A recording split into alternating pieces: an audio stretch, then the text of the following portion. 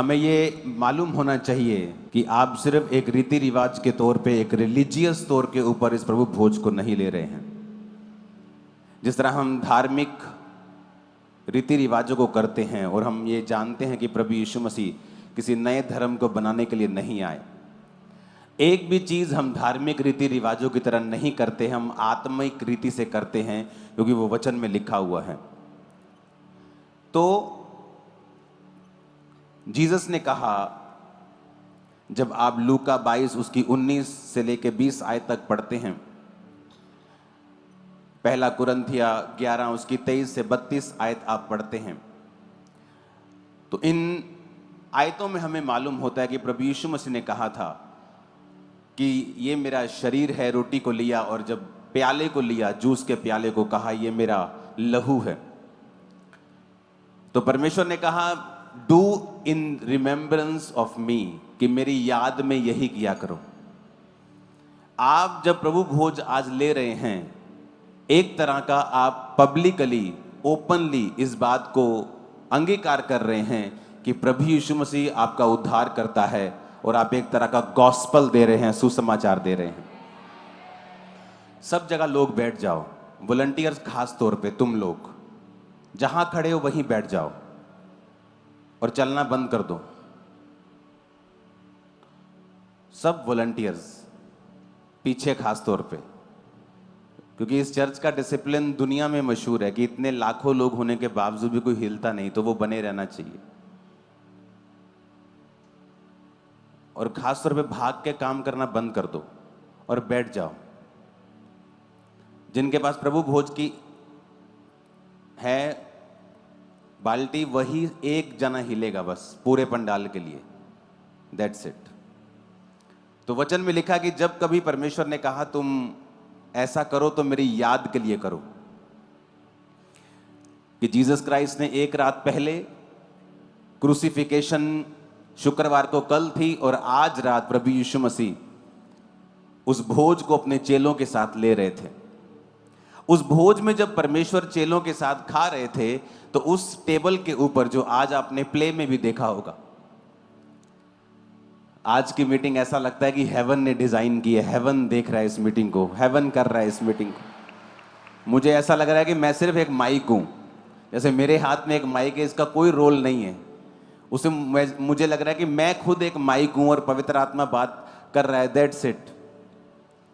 तो मुझे ये मालूम है कि आज जब आपने वो प्ले देखा कि किस तरह से प्रभु यीशु मसीह बैठे हैं और चेले बैठे हैं, आपको मालूम है कि जो जीसस को पकड़वाने वाला चेला था, यहूदा इस्करियोती, वो भी उसी मेज के ऊपर था। और जीसस को ये मालूम था कि ये चेला मुझे पकड़वाएगा। इमेजिन करो आप कहीं बैठे हों और आपको मालूम हो कि ये आदमी आपको मारने का प्लान कर रहा है, और वो आपके सामने बैठा है और आपको उसका पूरा प्लान मालूम है। लेकिन ये बात साबित होती है कि प्रभु यीशु मसीह का जो फोकस था, जो प्रभु यीशु मसीह का प्रेम था पिता के लिए, क्योंकि वो प्रार्थना कर रहे थे अपने स्पिरिट में कि पिता हो सकता है तो ये कटोरा टल जाए, लेकिन मेरी नहीं तेरी मर्जी पूरी हो। कई बार जब आपका विरोध हो रहा होता है, आपको लगता है ये विरोधी है, ये आपका दुश्मन है, आप उससे नफरत करने लगते हैं, लेकिन कई बार परमेश्वर ऐसा करता है आपको नेक्स्ट लेवल पर लेके जाने के लिए। परमेश्वर कई बार ये ऐसा करता है आपके विश्वास को परखने के लिए, आपकी सामर्थ्य को बढ़ाने के लिए। लेकिन जब आप नफरत करने लगते हैं लोगों से, आप परमेश्वर की उस डिवाइन प्लान को भूल जाते हैं कि परमेश्वर ऐसा आपके साथ क्यों कर रहा है। जीसस ने मालूम था कि ये चेला मुझे पकड़वाएगा और ये चेला जाके अब बताएगा और मुझे पकड़वा कर मुझे मरवाएगा। लेकिन जीसस को मालूम था कि ये सब कुछ पिता के प्लान से मैं कर रहा हूं। पिता ये चाहता है कि ये कटोरा मैं पीऊं, मैं क्रूसिफिकेशन पे जाऊं, क्रूस उठाऊं, मारा जाऊं, गाड़ा जाऊं, फिर तीसरे दिन मुर्दों में से जी उठूं। आप इमेजिन करो जीसस क्राइस्ट का फोकस कितना ग्रेट था, कितना महान था कि सामने उनका कातिल बैठा है, पकड़वाने वाला बैठा है, और जीसस ने अपना पेशेंस नहीं खोया। हमारे जैसा कोई होता तो उसको दो जरूर मारता, तो मारता जोर से कि तेरी वजह से आज ऐसा हो रहा है। कर भी लेता काम, लेकिन उसको मारता भी। पेशेंस जीसस क्राइस्ट के अंदर था कि मालूम था ये चेला है, वही चेला जो अब मुझे पकड़वाएगा। जो मुझे बेच के आ चुका है, जो सिक्कों में मुझे बेच चुका है, बस अब मेरा इंतजार कर रहा है कि कब मैं वो रात आए और वो जाके जब वो लोग आए तो मुझे चूमे और ये बोलेगा कि मैं जिसको चूमूंगा उसी को पकड़ लेना, वही जीसस क्राइस्ट होंगे। अब इमेजिन करो, जब जीसस उस मेज के ऊपर थे तो जीसस को मालूम था कि यही चेला मुझे पकड़वाएगा, और फिर भी जीसस ने उसको गाली नहीं दी, जीसस ने उसको धमकी नहीं दी, उसको नरक जाने का थ्रेट नहीं दिया, उसको टांग टूटने का थ्रेट नहीं दिया, उसको मरने का थ्रेट नहीं दिया, उसको गाली नहीं दी, उसको श्रापित नहीं किया। बस यही कहा कि भला होता कि तू वो ना होता, कि ये पाप तुझसे ना होता। इमेजिन करो, जब आप उस भोज को, जीसस ने कहा ये मेरा शरीर है, ये मेरा लहू है। क्यों आज हम प्रभु भोज ले रहे हैं? जीसस ने कहा जो मुझे खाएगा वो मेरे जैसा बन जाएगा, मेरा जीवन उसमें प्रवेश करेगा। एक आदमी को अल्जाइमर नाम की डिजीज हो गई। जब अल्जाइमर होता है तो वो आदमी बूढ़ा, अपनी उम्र से अधिक बूढ़ा हो जाता है, हर चीज उसकी लो हो जाती है, मरने के कगार पे वो पहुंच जाता है। उसके फैमिली मेंबर्स ने उसे होली कम्युनियन के बारे में बताया कि जीसस ने कहा जो मेरा बदन खाएगा, मेरा लहू पिएगा, उसमें जीवन है। ये कोई सांकेतिक चीज नहीं है, सिंबॉलिक नहीं है, ये रियल है। जीसस ने कहा आपके ब्लड में अगर टेस्ट किया जाए तो आपके ब्लड के टेस्ट को देखकर डॉक्टर लोग बता देंगे कि आप क्या खाते हैं। आपके यूरिक एसिड लेवल अगर ज़्यादा है वो बता देंगे आप चिकन ज़्यादा खाते हैं, आप पनीर ज़्यादा खाते हैं, या आप दाल ज़्यादा खाते हैं। तो आपके ब्लड लेवल से, ब्लड से सब बता देते, क्योंकि आपके ब्लड में वही है जो आपने खाया है। तो जब हम जीसस को खाते हैं हमारे ब्लड में फिर जीसस ही आ जाते हैं, जीसस की लाइफ आ जाती है। तो जीसस ने क्या कहा कि जो मुझे खाएगा उसमें जीवन बना रहेगा। यीशु ने खुद कहा है कि अगर तुम खाओगे तो मेरा जीवन तुम में आ जाएगा। कौन सा जीवन? अब आप देख लो जीसस का जीवन कैसा था, कैसा था परमेश्वर का जीवन। अब जब यूहन्ना 6 उसकी 53 आयत को पढ़ते यीशु ने उनसे कहा मैं तुमसे सच सच कहता हूं, जब तक तुम मनुष्य के पुत्र का मांस ना खाओ और उसका लहू ना पियो तो तुम में जीवन नहीं है। परमेश्वर ने कहा मेरा मांस और मेरा लहू तुम्हें खाना पड़ेगा। जो मेरा मांस खाता और लहू पीता अनंत जीवन उसका है और मैं अंतिम दिन उसे जिला उठाऊंगा। और आप जानते हैं इस बात को सुनने के बाद चेलों ने ठोकर खाई। कहते ये कैसे हो सकता है, ये कैसे हो सकता है? हम किसी मनुष्य का मांस और लहू हम क्यों खा सकते हैं? लेकिन जीसस ने कहा ये मेरा शरीर है। रोटी को लिया और तोड़ा कि ये तुम्हारे लिए मेरा शरीर तोड़ा जाता है, यानी ये एक सेक्रीफाइस है, ये एक बलिदान है जो क्रूस के ऊपर मेरे शरीर का होगा तुम्हारे लिए। परमेश्वर ने कहा ये लहू का बलिदान तुम्हारे लिए होगा कि तुम्हारे पापों के कारण मेरा जवानी का जो गाढ़ा लहू है वो बहाया जाएगा। हालेलुया। और वचन कहता है, परमेश्वर ने कहा यह नई वाचा का लहू है। जब आप लहू को पीते हैं आप ग्रेस में प्रवेश कर जाते हैं। कौन सी ग्रेस? कि आप पुराने नियम में किसी किसी पर आत्मा उतरता था, किसी किसी के ऊपर परमेश्वर की कृपा होती थी, पर परमेश्वर ने कहा जो मेरा लहू पिएगा, मेरा बदन खाएगा और इस नई ग्रेस, नई वाचा के लहू के ऊपर विश्वास करेगा, अब जो कोई परमेश्वर को ग्रहण करेगा उसके ऊपर ग्रेस आ जाएगी। अब उसे पुरानी व्यवस्था के अनुसार नहीं जीना पड़ेगा, अब किसी किसी के आत्मा नहीं आएगा, सब मनुष्यों के ऊपर मेरा आत्मा उंडेला जाएगा।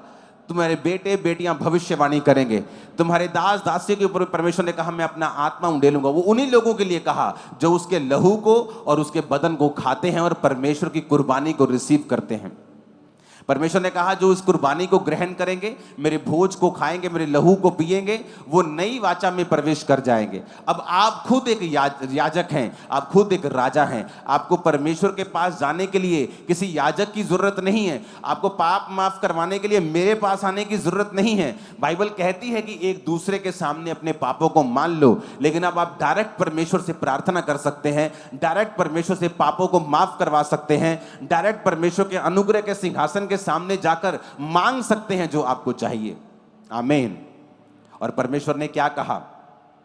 परमेश्वर ने कहा कि ऐसी चीजें तुम जब इकट्ठे होते हो किया करो। यूनिटी सिखा, परमेश्वर में यूनिटी में रखना चाहते हैं, एक मन रखना चाहते हैं। पुरानी कलीसिया बाइबल कहती है एक चित्त, एक मन, एक मनसा थी, कोई अलग मनसा नहीं थी। मेरी मनसा भी सुसमाचार प्रचार की है कि लोगों को बताएं, भारत के लोगों को बताएं कि प्रभु यीशु मसीह धर्म परिवर्तन करने नहीं आए हैं। वो धर्म परिवर्तन करने आए होते तो हम बताते कि हाँ हम अब आपका धर्म परिवर्तन करना चाहते। किस चीज का डर है हमें? किसी चीज का नहीं। लेकिन परमेश्वर ने कहा वो एक नया धर्म बनाने के लिए नहीं आया, वो आपको जीवन देने के लिए आया। हम सुसमाचार लोगों को सुनाएं कि प्रभु यीशु मसीह तुम्हारे कलेशों से छुटकारा देने के लिए, तुम्हारी बीमारियों से तुम्हें आजाद करने के लिए, तुम्हें शांति देने के लिए उन्होंने सब कुछ सहा है। हालेलुया। तो वचन क्या कहता है? परमेश्वर कहता है अगर तुम मेरा लहू पियोगे, मेरा मांस खाओगे तो तुम में जीवन बना रहेगा।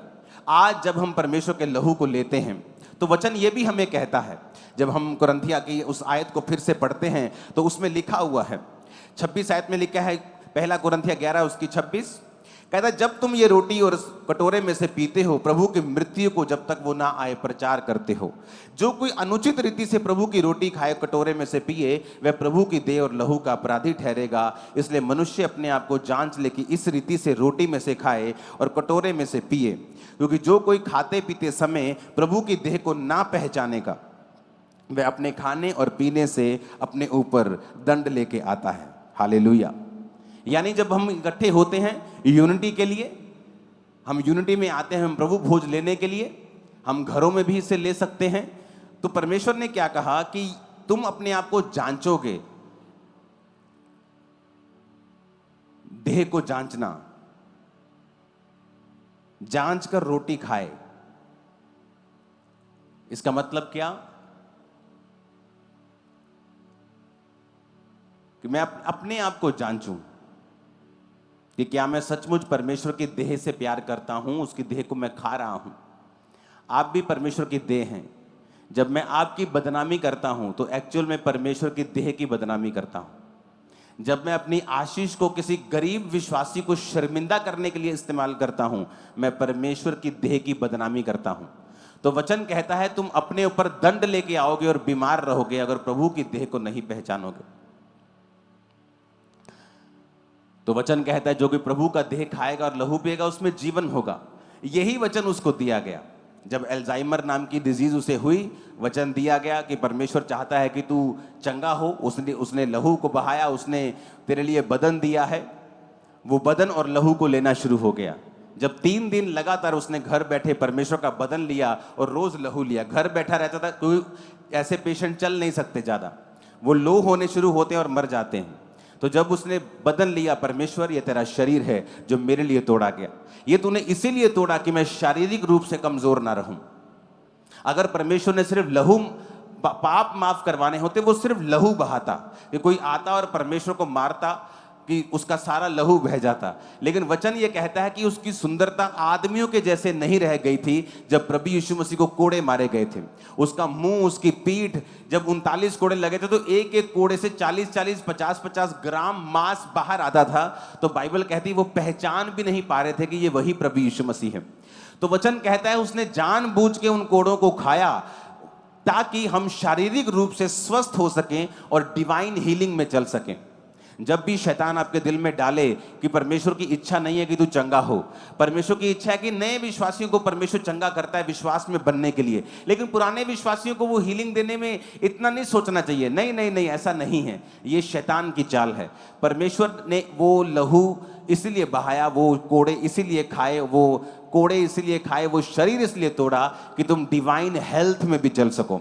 जब उसने 3 दिन वो लेता रहा, रोज बदन को लेता था, बोलता था प्रभु तेरे वचन में लिखा है ये शरीर तूने मेरे लिए तोड़ा, मैं इस शरीर को खाता हूं। जूस को लेता था, बोलता था परमेश्वर ये जूस नहीं तेरा लहू है जो तूने मेरे लिए बहाया। रोज वो उसे पीता था। जब चौथे दिन बंदा वो उठा, वो 10 साल जवान था, उसकी बॉडी हील हो चुकी थी, अल्जाइमर जा चुका था, आंखें खुल चुकी थी और विजिबली एक होता है कि आपको हील हो गए लेकिन आप ऊपर से भी चेंज नहीं हुए हो। आपकी चमड़ी वैसी की वैसी, आंखें धसी की धसी हैं, या आपका शारीरिक ढांचा वैसा ही है, आप वैसे चल पड़े हो, आपको फर्क लग रहा है। कहता विजिबली फर्क था, दिखने में फर्क लग रहा था। चमड़ी जवान हो रही थी, आंखें बाहर आ रही थी, जवान लग रहा था, चल रहा था, और वो आदमी पूरी तरह से आज हील हो चुका है, चंगा हो चुका है, ऐसी एक बीमारी से जिसका इलाज मेडिकल साइंस के पास भी नहीं है। कारण क्या? प्रभु भोज। जब आप प्रभु भोज की ताकत को समझते हैं, इसलिए तो कहा जाता है कि विश्वासी एक दूसरे को माफ करे, क्योंकि जिस प्रभु का आप भोज ले रहे हैं, ये जानते हुए कि मेरा कातिल इसी मेज के ऊपर बैठा है, तब भी वो पेशेंस रखता है। इमेजिन करो, आप उस प्रभु के शरीर को खा रहे हो, तो आपको कैसा फोकस और कैसा पेशेंस आपको रखना चाहिए अपनी लाइफ में। और जब आप इस प्रभु भोज को समझ के लेते हो कि मेरे परमेश्वर ने सब कुछ जानते हुए भी, आंखों के सामने होते हुए भी अपना पेशेंस नहीं खोया, अपना आपा नहीं खोया, कहीं भी गाली नहीं निकाली, कहीं भी गुस्सा नहीं किया, तो परमेश्वर ने जब हम उसको जो ग्रेस हमें दी है कि हम उसी शरीर को खा सकते हैं, मैं आपको आज प्रॉमिस देता हूं, आप उस परमेश्वर के शरीर को आज खाओगे और उस परमेश्वर के लहू को आज पियोगे जिसमें इतना पेशेंस था, जो अमीरों का अमीर क्या, ऐसे ग्रह वैज्ञानिकों ने ढूंढे हैं, मैंने आपको बताया था पहले भी, जो पूरी तरह से हीरे के बने हुए हैं। अगर उनको बेच दिया जाए तो इस धरती के ऊपर $100 की इतनी ढेरियां लगेंगी कि वो चंद्रमा तक पहुंच जाएंगी, ढेरियां इतनी होंगी। ऐसे ग्रह परमेश्वर ने बनाए हैं। वो इतना अमीर परमेश्वर है, लेकिन एक गरीब घर में जन्म लेता है, एक आम घर में जन्म लेता है, ताकि वो ऐसा ना लोग बोलें कि परमेश्वर को क्या मालूम गरीबी क्या होती है, उसको क्या मालूम दुख क्या होता है, शारीरिक पीड़ा क्या होती है, बीमारी की पीड़ा क्या होती है। बाइबल कहती प्रभु यीशु मसीह ने हर वो चीज सही है जो एक आम आदमी सहता है। वो एक गरीब घर में, आम घर में जन्म लेते हैं, वो अपने पिता के साथ काम करते हैं, वही काम जो उनके पिता कारपेंटरी का करते हैं वही जीसस क्राइस्ट करते हैं, वही कोड़े वो खाते हैं, शारीरिक पीड़ा को सहते हैं। मानसिक पीड़ा इतनी थी परमेश्वर को, लोग बोलते हैं कि परमेश्वर को मानसिक पीड़ा कैसे हो सकती है। जानबूझ के यहोवा पिता ने उनको मानसिक पीड़ा से निकाला। क्यों? बाइबल कहती जब परमेश्वर गसमनी के बाग में थे तो वचन कहता है कि प्रभु कह रहे थे पिता हो सकता तो कटोरा टल जाए, और कुछ मूर्ख लोग जिनको बाइबल के बारे में पता नहीं कहते हैं कि ले वो तो आप कह रहे सी परमेश्वर ਨੂੰ, ਉਹ ਤਾਂ ਆਪ ਕਹਿੰਦਾ ਫਿਰਦਾ ਸੀ ਪ੍ਰਭੂ जी, वो डरता सी परमेश्वर तक कि ऐदा ना होवे, सलीबी मौत टल जाए। वो पीड़ा के बारे में यीशु मसीह नहीं कह रहे थे। यीशु मसीह इसलिए दुखी नहीं थे कि कल मुझे क्रूस उठाना पड़ेगा या मेरे को मार पड़ेगी। वो इसलिए दुखी थे कि वचन कहता है जो काठ पर लटकाया जाएगा वो श्रापित है। वो जो काठ पे लटकाया जाता है वो श्रापित है। जब एक बंदा श्रापित हो जाता है तो वचन कहता है कि यहोवा परमेश्वर इतना पवित्र है कि वो श्रापित को देखता नहीं। तो यीशु मसीह को मालूम था कि कल जब मैं क्रूस पर चढ़ाया जाऊंगा तो कुछ देर के लिए पिता अपनी पीठ फेर लेगा, अपना मुंह मुझसे हटा लेगा और अपनी पीठ मेरी ओर कर लेगा। वो पीड़ा थी प्रभु यीशु मसीह के अंदर जुदाई की, कि परमेश्वर नहीं चाहते थे कि चाहे वो 2 पल हो, चाहे वो आधा घंटा हो, 5 मिनट हो, वो कुछ भी हो, कि मैं 1 सेकंड के लिए भी पिता से अलग ना हो। ये परमेश्वर की पीड़ा। फिर प्रभु कह रहे थे कि हे पिता हो सकता है तो ये कटोरा टल जाए, पर मेरी नहीं तेरी इच्छा पूरी हो।